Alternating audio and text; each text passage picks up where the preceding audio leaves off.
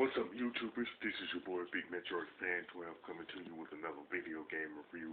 And this time I'm reviewing Batman the video game, which was released on the NES and the Nintendo Game Boy by SunSoft.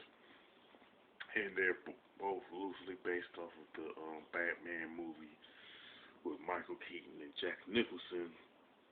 And one thing I didn't notice about both games is that they're pretty much different in design, enemies, the types of weapons, and the NES version is longer than the Game Boy version.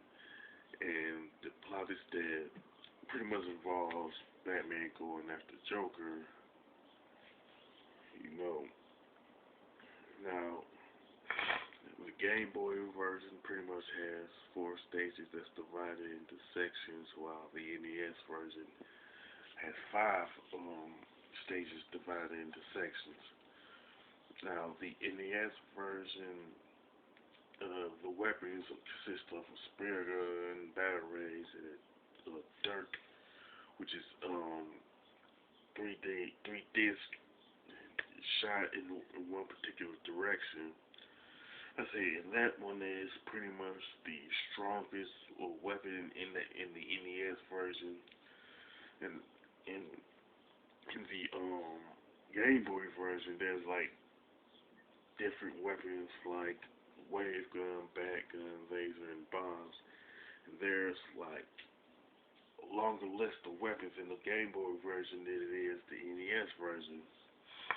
And in both versions, of course, the last boss is the Joker, and there's pretty much enemies in both versions that's not that don't come from the movie, but they have like there's a different list of enemies, well, bosses anyway, and a different list of enemies overall in both versions.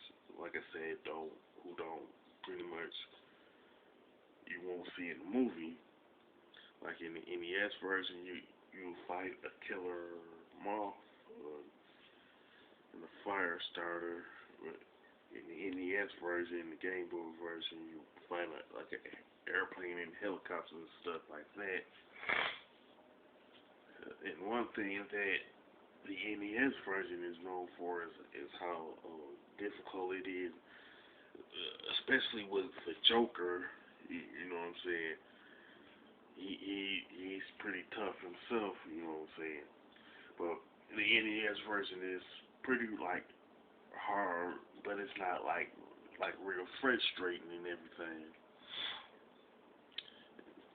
Now, as far as the graphics and design is concerned, the NES version is pretty good, and the Game Boy version is pretty decent, but the NES version is like superior in terms of like not just the graphics and design. It has to do with the color palette too, because the color palette to me captures the dark mood that exists in the Batman movie better than the Game Boy version do. I would say the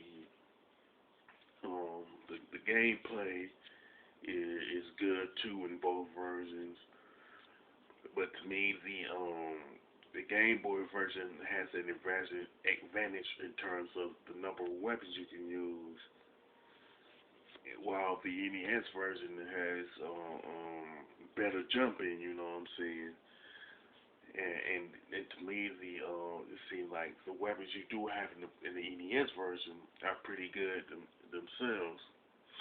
Now, the soundtrack to both, I'll say the advantage goes to the NES version, because much like the color palette, the soundtrack captures the dark mood or dark tone of the movie better than the Game Boy version, even though both of them don't use the music that was made by Danny Elfman.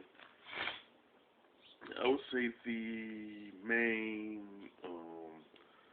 flaw of the NES version is the difficulty, while the main flaw of the Game Boy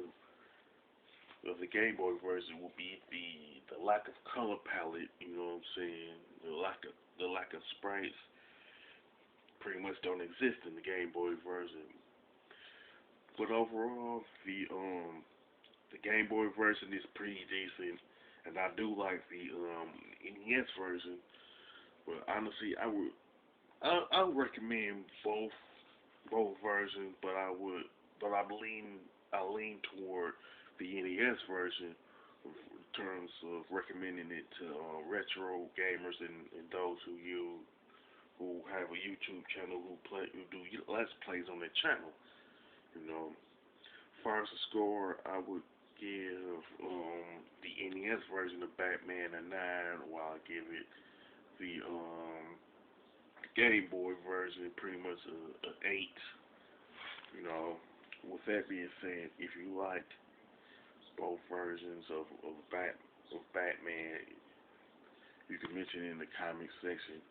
If you if you prefer the NES version or the Game Boy version, you can mention that also. If you like my review of Batman on NES and Game Boy, you could don't hesitate to click the thumbs up button, and don't forget to subscribe. This is your boy Big Metro Fan 12 signing off.